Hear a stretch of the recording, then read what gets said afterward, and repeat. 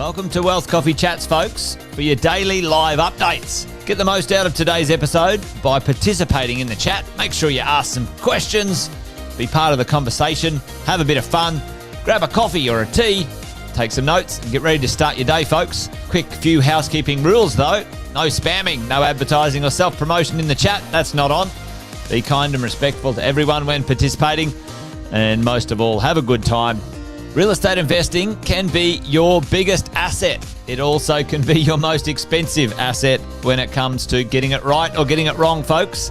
It can be time-consuming, stressful, and that's why here at Positive, we have what's called a 6-star team, a full-service team that provides integrated wealth and property investing solutions and services simply designed to help you progress towards your goal of passive income through your property portfolio, folks. Make sure you check out our other podcasts on the Positive Mentor Network. Not only is there Wealth Coffee Chats, there's the Urban Property Investor.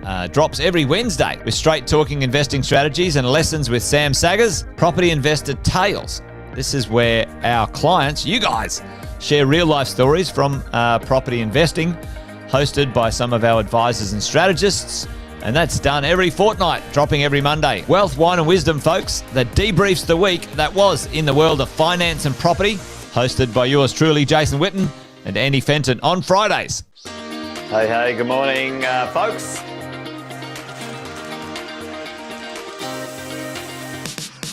Good morning, everybody. Welcome to another Wealth Coffee Chat. Hope you're well, folks, wherever you are. There it is, team. Morning. Morning, wherever you're tuning in from today. Early bird gets the worm, they say. Here at Positive, we offer a 6-star team. It's a team that help you at every stage of your wealth creation journey.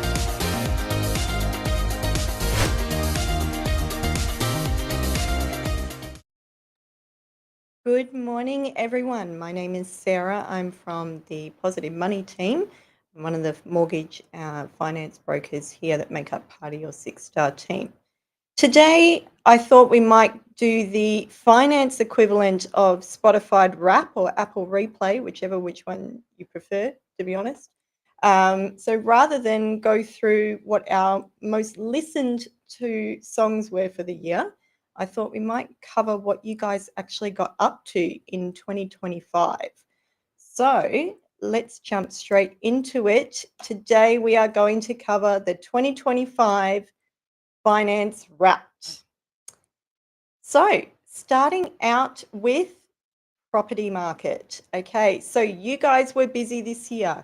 You purchased 722,000 properties nationwide. So interestingly, that was actually a 3.2% increase from last financial year.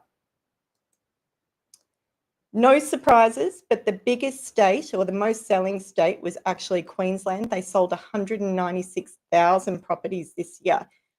What I did find interesting, though, when I had a look into it, was that WA didn't increase in settlement values at all. So they may have increased in value, but it was actually in terms of properties sold and purchased, there was no change.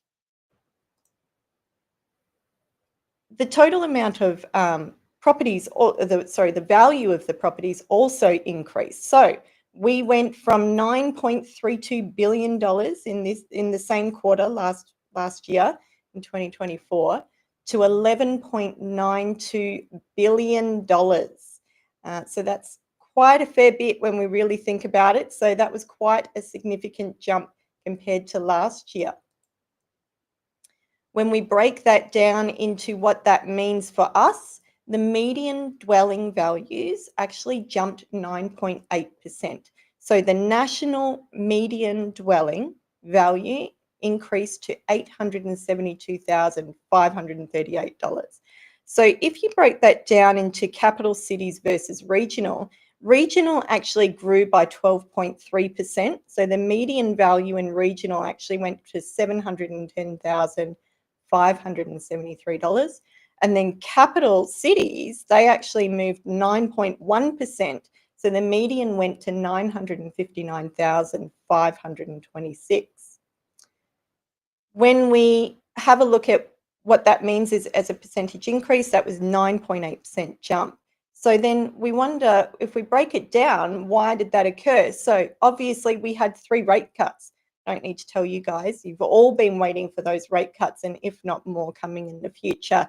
And that actually totaled 0.75 decrease this year. So it was a good year. It was a good year for mortgage brokers.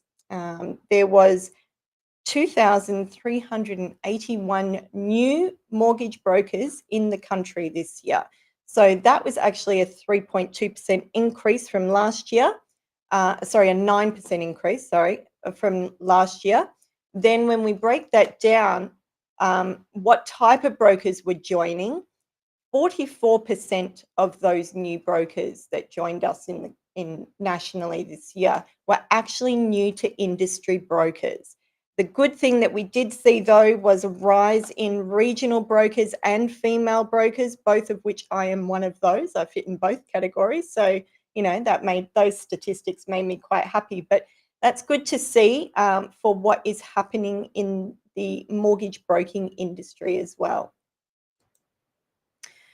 When we look at what brokers did this year, we actually took a huge portion of the market share.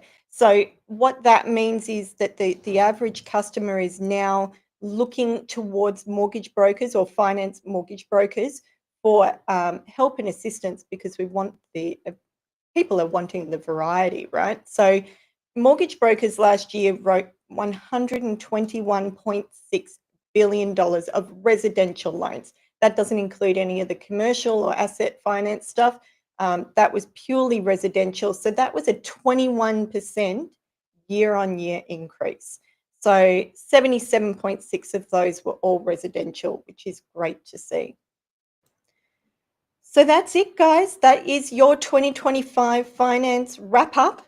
I hope you all have a great weekend and stay out of the heat. Have a great weekend.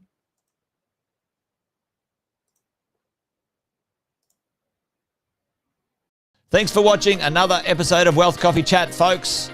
Make sure you like, subscribe, and turn on your notifications so you never miss a thing when we go live. Improve your portfolio and investing game, folks, with Wealth Coffee Chats live every morning at 8:10 each weekday. Make sure you join us. Previous episodes are also available wherever you get your podcasts, folks, as well as our other podcasts from the 6-Star team here at positivementor.com.au.